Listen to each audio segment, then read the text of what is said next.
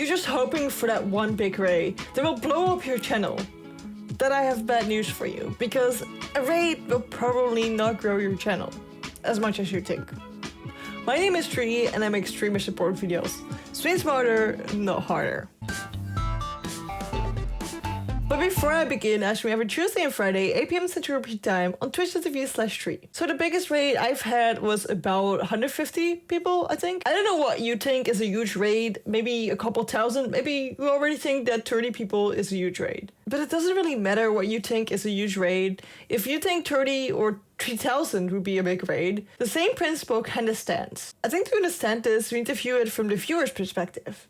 If you're watching a stream and your streamer stops streaming, how often do you stick your mouth and actually talk in the next person's chat? You might be somebody who chats a lot in streams that got raided, but most of us don't really. Most of us just spam the raid message and then we're gone. The reason because of this is you probably already watched hours of the content creator you like, and now you want to do something else. The second reason might be is that they play a game that you don't like. Third reason, you don't like their personality. Fourth reason, you don't like their background. It could literally be anything why you leave their stream, but most likely you will leave their stream because you're just done watching the thing you wanted to watch. Let's say you're watching TV and you're always waiting for the newest Walking Dead episode. After that episode that you wanted to see has been aired, you probably turn off the TV, right? It might be a bit weird because now we have Netflix and, Prime and everything like that, so it doesn't happen that much, but think about like back in the days when you used to watch a series like that. So for me, rating is kind of networking more with the streamer than it is with the viewers. It is nice to have them rate you because then they get to know you,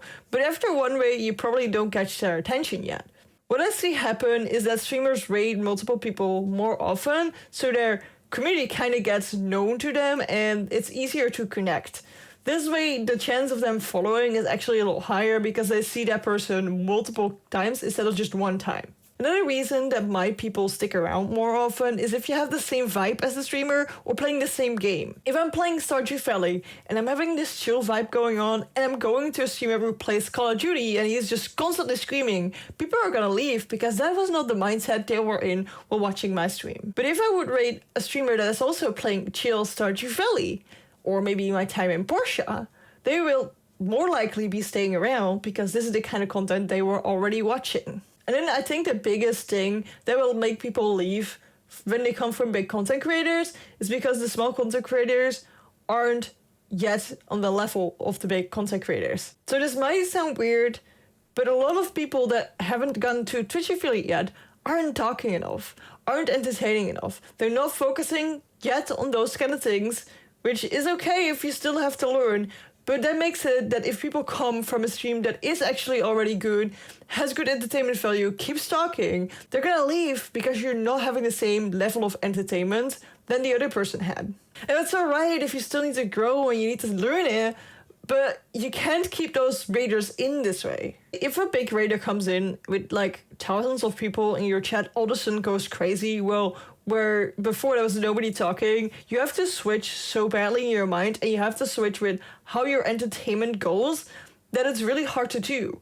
And it's really hard to keep those people in. It's not just your fault of not keeping them in, it's just how things go. Don't feel too bad if you can't keep in raiders because it's normal that they all go. You need to feel good if there are some people sticking around, if there are one or two people that are still chatting. See that as a good sign instead of a negative sign. I think the best tip I can give for people that want to keep people in after a raid is to make this introduction talk. So if you come in my stream, I say something like this. Hey guys, we're playing some Stardew Valley. We're trying to get to the second year of Stardew Valley right now.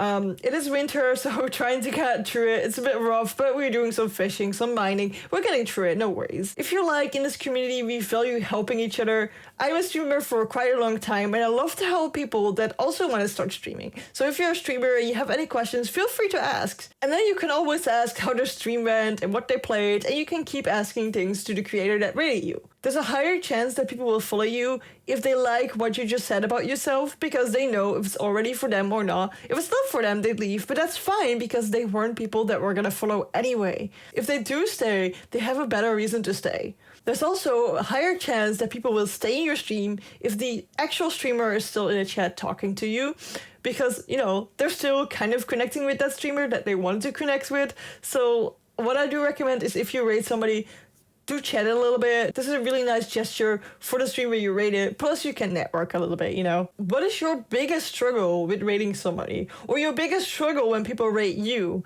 Let me know in the comments. I love to know. Maybe I'll make a new video about it if you guys have enough replies, because I love to know where you guys are struggling with. There isn't a right or wrong in which game you play, because you should play games that you want to play, but there are some games that have a lot more chance of you growing than other games. So join me in this video where I explain the difference between them. See you there.